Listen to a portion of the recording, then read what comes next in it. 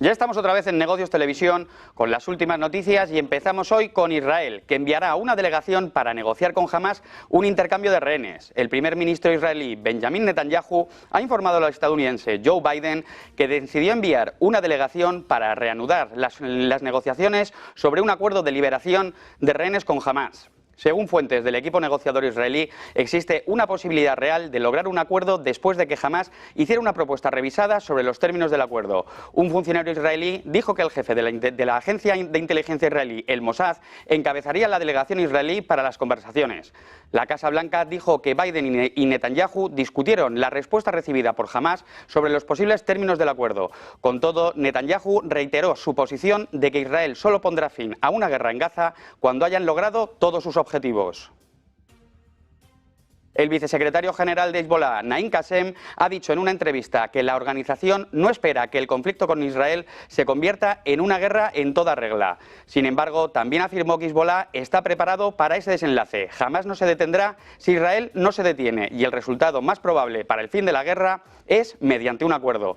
Qassem citó convulsiones internas como la principal razón para que Israel pueda sentarse a la mesa de negociaciones. Paralelamente, Israel anunció que había destruido con éxito 50 objetivos en Gaza, eliminando combatientes de Hamás. En respuesta al ataque israelí que mató al comandante de su unidad, Hezbollah lanzó más de 200 cohetes al norte de Israel.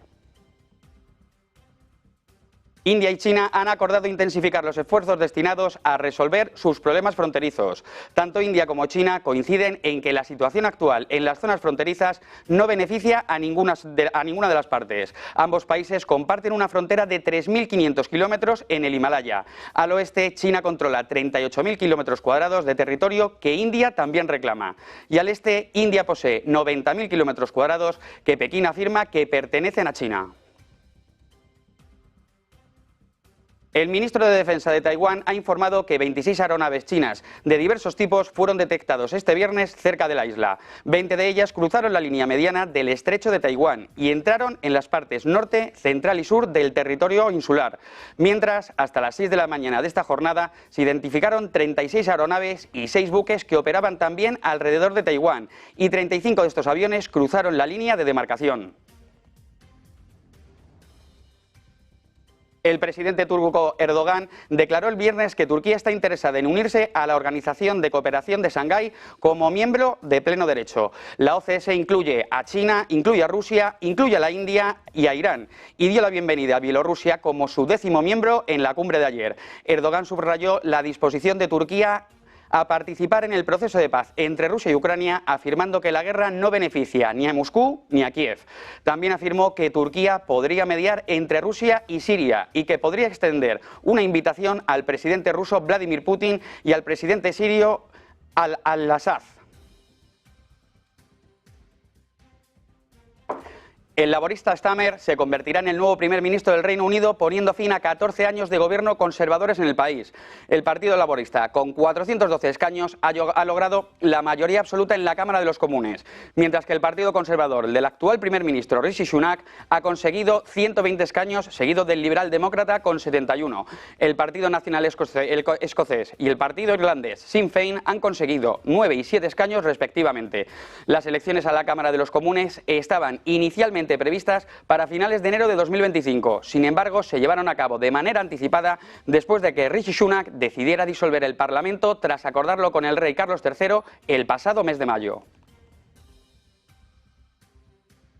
Hasta ahora, el primer ministro del Reino Unido, Rishi Sunak, ha renunciado oficialmente a su cargo después de que el Partido Conservador sufriera una aplastante derrota ante el Partido Laborista. Lo siento, dijo Sunak durante una conferencia de prensa, y agregó que aunque lo dio todo, el público ha enviado una señal clara de que el gobierno del Reino Unido debe cambiar. Le escuchamos. Following this result, I will step down as party leader, not immediately, but once the formal arrangements for selecting my successor are in place. It is important that after 14 years in government, the Conservative Party rebuilds, but also that it takes up its crucial role in opposition professionally and effectively.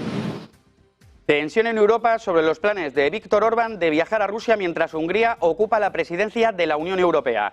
El presidente del Consejo Europeo, Charles Michel, ha advertido al primer ministro húngaro que no hable con Rusia en nombre de la Unión. Rusia, por su parte, está preparado para la entrevista del líder húngaro. En X, Charles Michel ha subrayado cómo la presidencia rotatoria de la Unión Europea no puede entablar relaciones con Rusia en nombre de la UE. Finalmente, según otras fuentes, Michel habría desaconsejado a Orbán visitar Moscú mientras Hungría preside la Unión Europea.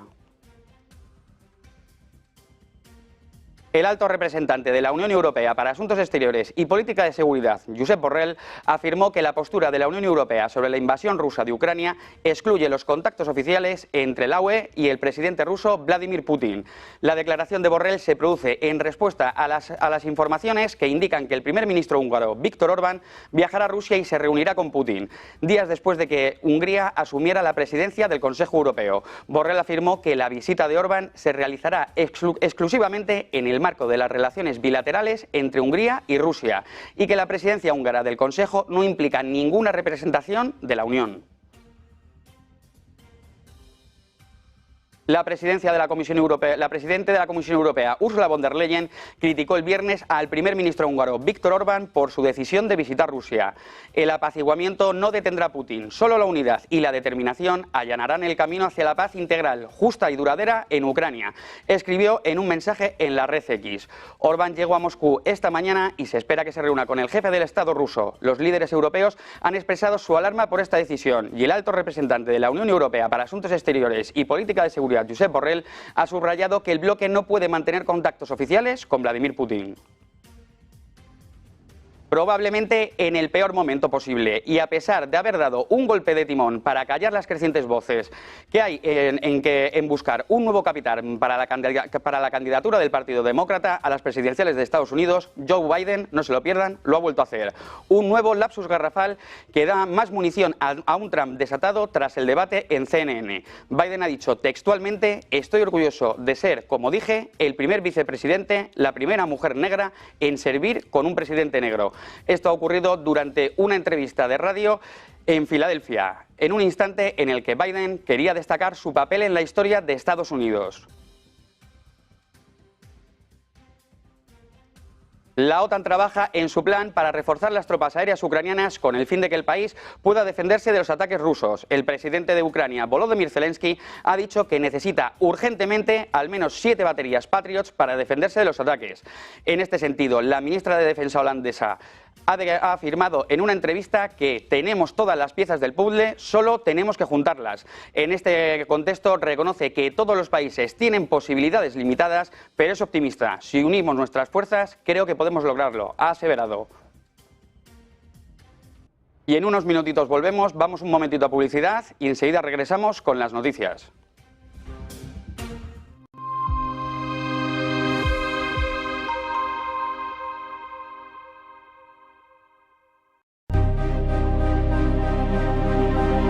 Han pasado ya varios años del rescate que casi acaba con la Unión Monetaria, ese gran pilar europeo del que Grecia fue el gran cabeza de turco que amenazó la estabilidad y esta vez sí con la vuelta de España a la peseta. Tercer rescate saldado, esto fue en 2018, hace ya 5 años y son más de una década en los que el país ha estado bajo la tutela de los acreedores, un periodo sin precedentes en Europa que ha costado al pueblo numerosos sacrificios y ha dejado al país exhausto.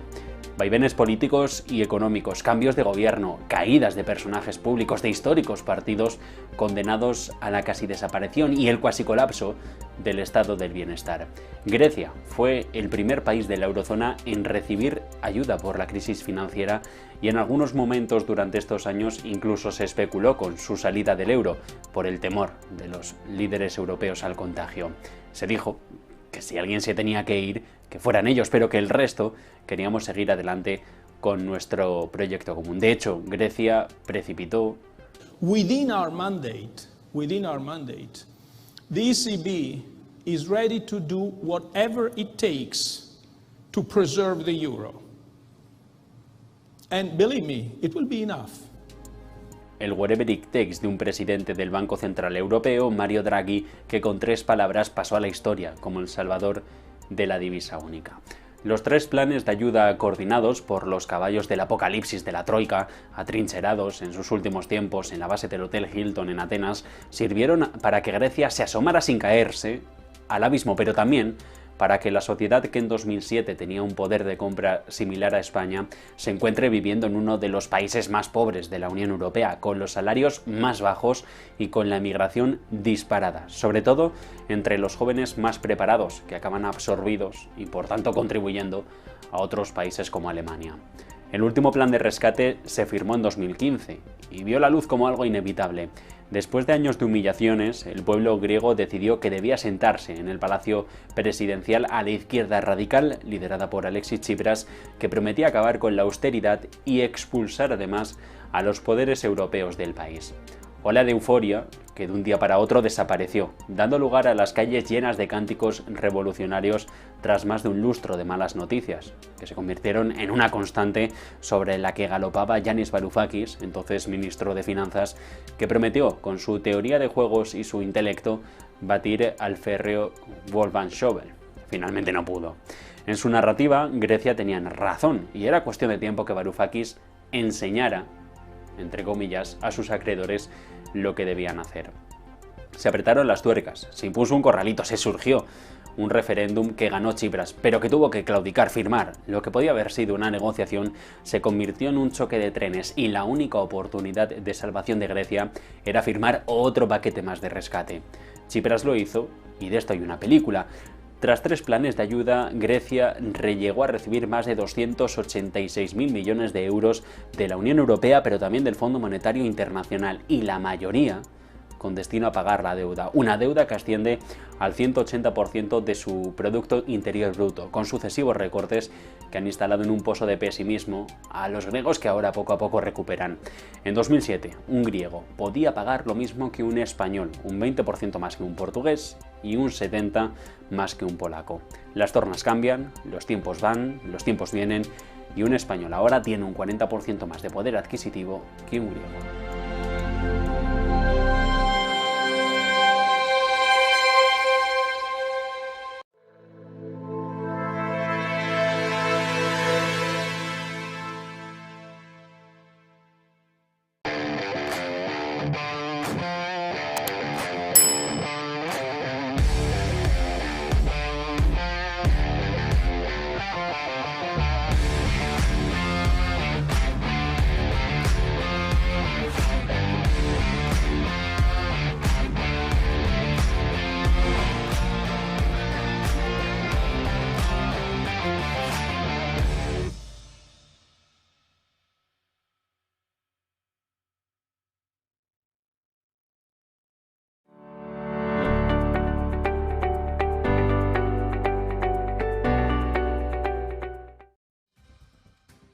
Se acaban de reunir en Grecia Josep Borrell y el ministro de Asuntos Exteriores griego, Nikos Dendias. Y tenemos a Borrell en directo después de esta reunión. Le escuchamos. A lot of money lost by Egypt and a lot of trouble for the world economy. This attack has also dramatic consequences to the countries in the region. I mentioned the case of Egypt, losing a lot of revenues. And as always, the poorest are the most impacted. For example, in Yemen. In Yemen, the flow of goods has been massively reduced, and the Yemeni population is further deprived of necessary life-saving assistance and facing challenges due to the rising cost of food and a deterioration of food security. I said in the last time I spoke alongside Operation Commander Admiral Liparis, and I want to stress it now again. These attacks are a direct attack to our interest, to the interest of the European Union, to the regional peace and stability, and to the lives of people in need. And that's why we launched this operation. Operation Aspides.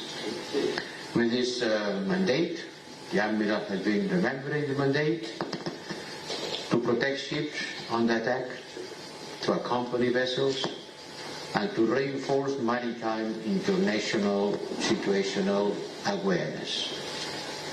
The mission was launched in February. Since then, Aspides has successfully accompanied more than 170 American vessels, have destroyed 19 drones and missiles that the Houthis shot primarily against civilian targets.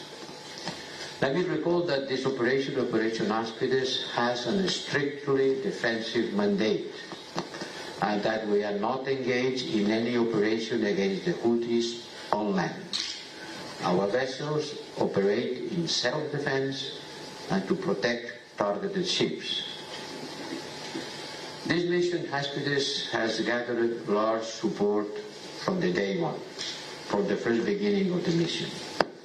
6 member states deploy frigates and international waters in the region, and 15 member states contribute with personnel in the operational headquarters. I had the pleasure to meet many of them here in Larissa and the force headquarters at sea. That's what we are doing, but we don't act alone. Aspides cooperate closely with the French-led Operation Agenor and other partners in the area. And we have regular contact with the US-led Operation Prosperity Guardian. This is an important mission, and we will continue to act to constrain the capacities of the violent actors spoiling peace prospects, threatening civilians, and putting maritime security at risk. Thank you for your work. Thank you for your professionality. Thank you for your full engagement with this mission.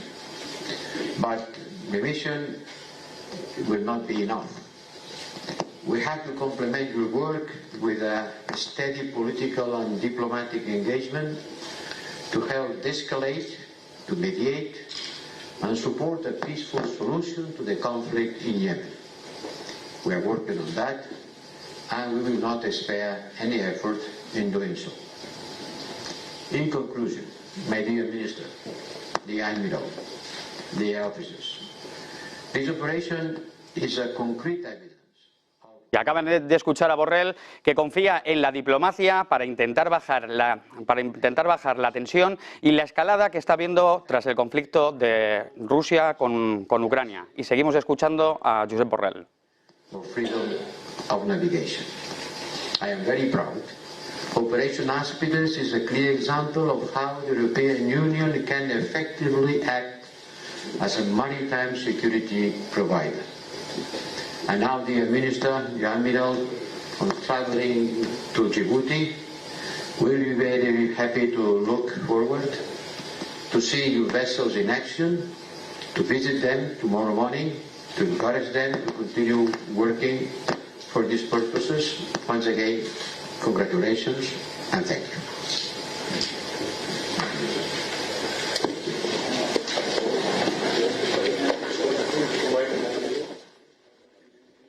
Y continuamos en Negocios Televisión con las noticias. El secretario general de la OTAN, Jens Stoltenberg, espera que Ucrania se una a la alianza en la próxima década.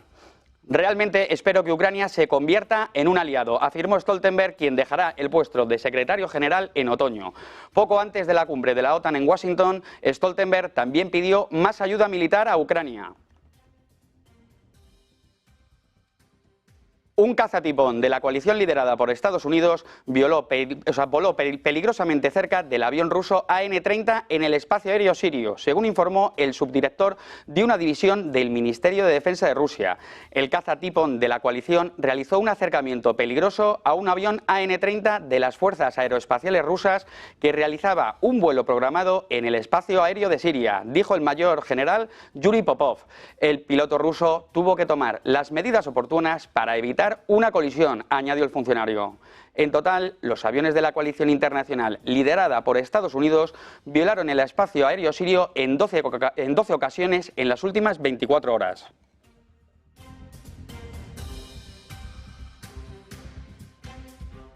Dijo el viernes que estaba realizando ejercicios con lanzadores móviles de misiles nucleares JARS. menos de un mes después de realizar ejercicios tácticos de despegue de armas nucleares junto con su aliado Bielorrusia. El ministerio dijo que la tripulación lanza misiles JAR al menos a 2 regiones diferentes, se desplazarán a más de 100 kilómetros por hora y participarán en camuflaje y despliegue. Además, publicó un vídeo que muestra un lanzador móvil maniobrando a lo largo de caminos forestales y tomando posiciones antes que las tropas cubrieran las redes de camuflaje. En junio, Rusia realizó ejercicios con armas nucleares tácticas con Bielorrusia, después de lo que Moscú calificó como amenazas potenciales para Occidente. El presidente ruso Vladimir Putin dijo este viernes al primer ministro húngaro Viktor Orbán que está dispuesto a discutir con él matices de la operación militar de su país en Ucrania. En declaraciones a la llegada de Orbán al Kremlin, Putin dijo que presentará al primer ministro húngaro ideas sobre cómo Rusia y Ucrania podrían lograr una solución pacífica al conflicto. También subrayó que entiende que la presidencia del Consejo de la Unión Europea es rotatoria y que Hungría no la ostentará eternamente. Escuchamos al presidente ruso. Eso escuchamos. I understand that this time you're arriving not only as our long-term partner, but as the chairperson of the European Council. Hopefully we'll have an opportunity to exchange ideas regarding our bilateral relationships in this challenging situation. And of course, we'll talk about prospects of developing the biggest European crisis in Ukraine. Just recently, on the 2nd of July, I believe, you were in Kiev, and now you have come here to Moscow to discuss all the aspects of the situation currently developing. Más tarde, Putin confirmó que Orbán le ha presentado varias medidas para acabar con el conflicto entre Rusia y Ucrania, que dura ya más de 2 años. Призывом прекратить огонь, чтобы создать условия для начала переговоров с Россией. Elmesélte, hogy milyen javaslatot tett. El representante del Ministerio de Exteriores de Rusia para los crímenes del régimen de Kiev, Rodion, ha denunciado en una rueda de prensa que desde principios de año ha aumentado el número de víctimas civiles en la zona de la operación militar debido al incremento de suministro de armas occidentales a Ucrania. El alto diplomático detalló que del día 1 de enero al 30 de junio de este año, al menos 2.500 personas sufrieron acciones de los castigadores ucranianos, 2.082 sufrieron heridas de diversa gravedad y al menos 465 personas perdieron la vida. El aumento de víctimas civiles está directamente relacionado con el mayor suministro de armas occidentales a las Fuerzas Armadas de Ucrania y su uso deliberado en ataques contra objetivos civiles, ha indicado el alto diplomático. El presidente de Ucrania, Volodymyr Zelensky, ha felicitado este viernes al líder laborista y próximo primer ministro de Reino Unido, Starmer, por su contundente victoria en las elecciones generales y ha agradecido además al mandatario saliente Rishi Sunak el constante respaldo británico a Ucrania. Ucrania y Reino Unido han sido y seguirán siendo aliados de confianza y seguiremos defendiendo nuestros valores compartidos de vida, libertad y un orden internacional basado en las reglas, ha declarado Zelensky en un mensaje en su cuenta de la red social X.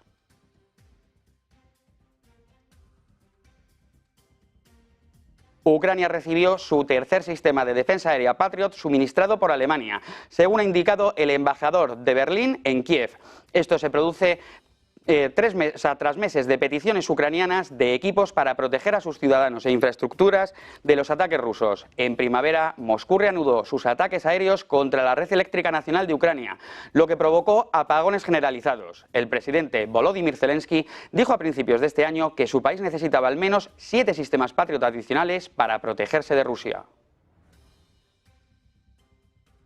Bielorrusia cree que hay riesgo de que Ucrania lleve a cabo provocaciones armadas en la frontera entre ambos países, denunció este viernes el jefe adjunto del Estado Mayor de las Fuerzas Armadas bielorrusas. En general, dada la presencia cada vez mayor de fuerzas especiales, mercenarios y diversos grupos voluntarios en las zonas fronterizas, sigue existiendo una alta probabilidad de que se preparen y se lleven a cabo provocaciones armadas y acciones de alto nivel en torno a nuestro territorio, afirmó el alto oficial. Además, Además, aseguró que a pesar de la difícil situación en las fronteras meridionales, no habrá una escalada de la situación por parte de Minsk. Rusia planea pedir a los miembros de los BRICS que seleccionen 10 países de las 33 naciones que solicitaron formalmente unirse al grupo. Un funcionario del gobierno dijo que Rusia quiere crear un grupo de países socios. Se le ha pedido a cada país que proporcione una lista de 10 países de los 33 que han solicitado unirse a los BRICS, dijo el funcionario a Business Standard. Esta idea podría enfrentar la oposición de los miembros de los BRICS, especialmente de la India. El gobierno encabezado por Modi podría rechazar la propuesta, ya que quiere pausar la expansión de los BRICS por otros 5 años al menos. Hay que recordar que cuatro de los nuevos países que se unieron a la alianza este año y que la India quiere darle bloqueo a algo de espacio para desarrollarse. India quiere preservar el carácter de la alianza forjando alianzas con otros países que tienen economías prometedoras. La presidenta del Banco Central Europeo, Christine Lagarde, ha vuelto a insistir en la necesidad de contar con garantías adicionales de que la inflación está volviendo al objetivo del 2% antes de reducir aún más las tasas de interés.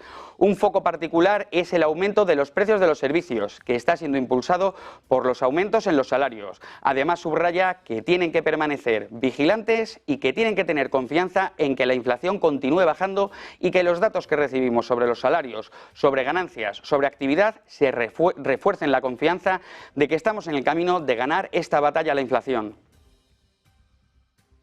La delegación de Vox en el Parlamento Europeo acaba de anunciar este viernes que se cambiará de grupo en la Eurocámara.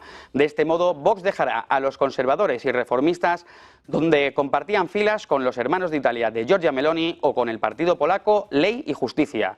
Vox pasará a unirse a los Patriotas para Europa, la iniciativa impulsada por el primer ministro húngaro Viktor Orbán. Esta nueva plataforma aspira a formar un nuevo grupo parlamentario en el Parlamento Europeo cuya constitución y composición será previsiblemente anunciada en los próximos días, ha dicho el partido de Abascal en un comunicado. Finalmente, han agradecido y elogiado a los conservadores y reformistas y han dejado claro que su amistad con Giorgia Meloni y su partido está fuera de toda duda. Nvidia podría facturar este año 12.000 millones de dólares por la venta de microchips en China, a pesar de las restricciones al comercio de procesadores de alta tecnología decretadas por Estados Unidos. Según ha informado este jueves el Financial Times, citando los datos de la consultora Semianalytics, cada chip H20 tendría un precio de entre 12.000 y 13.000 dólares, lo que arroja unas ventas potenciales de hasta 12.000 millones de dólares. Esto es casi el doble de lo que la China Huawei espera ingresar con su procesador Aston 910B. El presidente del BBVA, Carlos Torres, ha insistido este viernes en que la oferta pública de adquisición que se ha lanzado sobre el Sabadell ha sido amistosa en un primer momento y lo sigue siendo, pese a que la entidad presentó una OPA hostil después de que el Consejo de Administración de su competidor rechazase su propuesta de negociar una fusión pactada. Así lo ha defendido el banquero durante la Junta de Accionistas Extraordinaria de su grupo en Bilbao, convocada para aprobar la ampliación de capital necesaria para llevar a cabo la operación. Estamos convencidos del racional estratégico de esta oferta y el impacto positivo que supone para todos los grupos de interés. Por eso, BBVA ha querido dar a los accionistas de Banco Sabadell el poder elegir lo que podrán hacer una vez que se abra el periodo de aceptación. Esperamos que en este sentido estratégico de la operación y decidan participar con nosotros en este gran proyecto de futuro. Como ven, nuestra aproximación ha sido amistosa desde un primer momento y lo sigue siendo, ha sostenido. El Bitcoin se hundió este viernes a un mínimo de 4 meses y se encamina a su peor desempeño semanal en un año, afectado por la incertidumbre sobre si Joe Biden seguirá siendo el candidato presidencial demócrata en Estados Unidos y por las preocupaciones sobre posibles aumentos en el suministro de criptomonedas. El precio del Bitcoin cayó un 5% hasta los 55.366 dólares, su nivel más bajo desde finales de febrero, y bajó un 10% en lo que llevamos de semana. El Ether, por su parte, cayó un 8% hasta los 2.891 dólares, su nivel más bajo en un mes y medio. Y hasta aquí las noticias en Negocios Televisión, pero no se muevan porque en unos minutos regresamos. ¿Regresamos con quién? Con Dolores Rubio, profesora de Relaciones Internacionales de la Universidad Complutense de Madrid. Así que no se muevan y continúen con nosotros.